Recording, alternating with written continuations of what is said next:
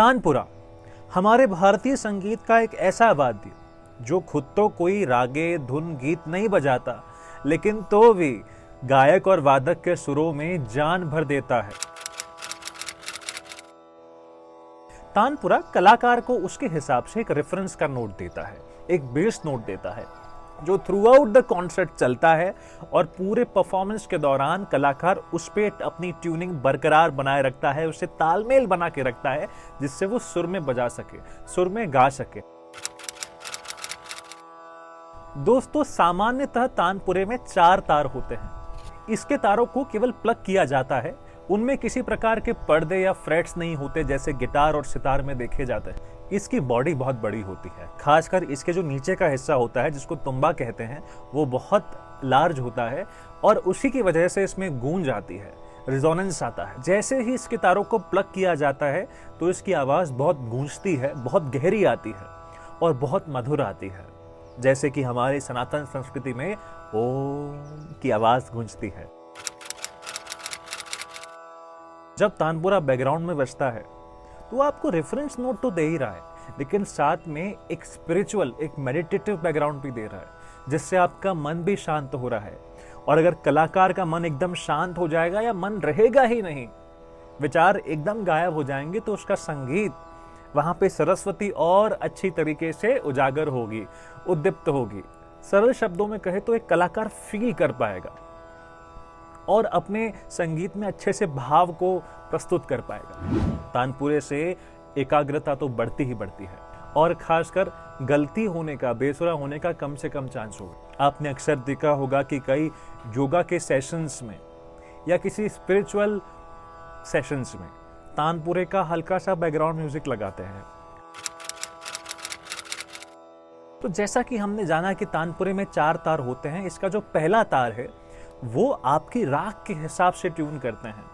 अधिकतर वैसे तो प पे रहता है, लेकिन जिस राग में प दुर्बल होता है, अल्प होता है या होता ही नहीं है, वर्जित होता है, ऐसे केस में मध्यम स्वर पे उस पहले स्ट्रिंग को ट्यून करते हैं या कभी कभी नी स्वर पे भी ट्यून कर लेते हैं। अब जो सेकंड, थर्ड और फोर्थ स्ट्रिंग होती है उसमें आपको बेस सा की आवाज भी मिलेगी और मिडिल सा की आवाज भी मिलेगी। यानी कि पहली स्ट्रिंग आपके परफॉर्मेंस के हिसाब से जो भी आप बजा रहे हैं अधिकतर प होती है, ये ध्यान रखना।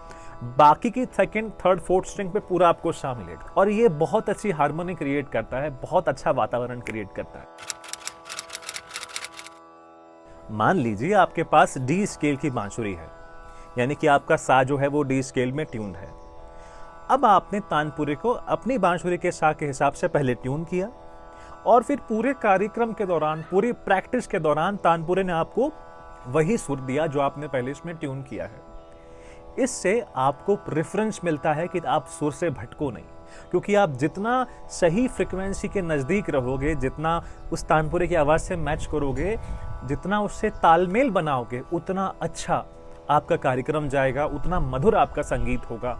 और जहाँ सुर है वहाँ असुर तो बिल्कुल भी नहीं होंगे। अब मान लीजिए कि मौसम के कारण आपकी बांसुरी चढ़ी हुई है, उतरी हुई है, तो ऐसे केस में आपने तानपुरे को अपनी बांसुरी के हिसाब से सेट किया। तानपुरे को अपनी बांसुरी के हिसाब से सेट किया और फिर आपने उसी को रेफरेंस मानकर अपना कार्यक्रम दिया, अपनी प्रैक्टिस की। अब दोस्तों, आज के समय में अगर आप म्यूजिक सीखना चाह रहे हैं तो ये पॉसिबल नहीं है कि आप एक बड़ा तानपुरा घर पे लेके आ जाए, क्योंकि उसके लिए आपको पैसे इकट्ठे करने पड़ेंगे, अपने पेरेंट्स को राजी करना पड़ेगा। फिर लेकिन बजाएगा कौन? आप बांसुरी बजाएंगे, आप गाएंगे कि आप तानपुरा बजाएंगे? और ये भी पॉसिबल नहीं है कि आपको प्रैक्टिस करना और पीछे कोई हमेशा आपके साथ तानपुरा बजाने के लिए तैयार रहे। इसलिए आजकल तानपुरा जो है वो डिजिटली अवेलेबल होता है। आप अपने फ़ोन के एप्लीकेशन में तानपुरा डाउनलोड कर सकते हैं। कुछ एप्लीकेशंस के नाम हैं, जैसे कि अगर आपके पास एंड्रॉयड है तो मैं रेफ़र करता हूँ आईशाला, बहुत अच्छी एप्लीकेशन है, इसका मैंने बहुत अच्छा रिव्यू बनाया है, जरूर देखिएगा। फिर एक भीमा तानपुरा नाम की एप्लीकेशन भी है, तानपुरा ड्रॉइड। और अगर आप आईफोन यूज़र है तो फिर आई तबला प्रो आपके लिए बेस्ट है। तो आज के वीडियो में हमने जाना कि तानपुरा क्या होता है, वो क्या काम करता है, और अगले लेसन में हम तानपुरे और बांसुरी की ट्यूनिंग पर डिटेल चर्चा करेंगे और आपको अच्छे से मैं सिखाऊंगा, प्रैक्टिस कराऊंगा और घर बैठे बैठे तैयार कर दूंगा।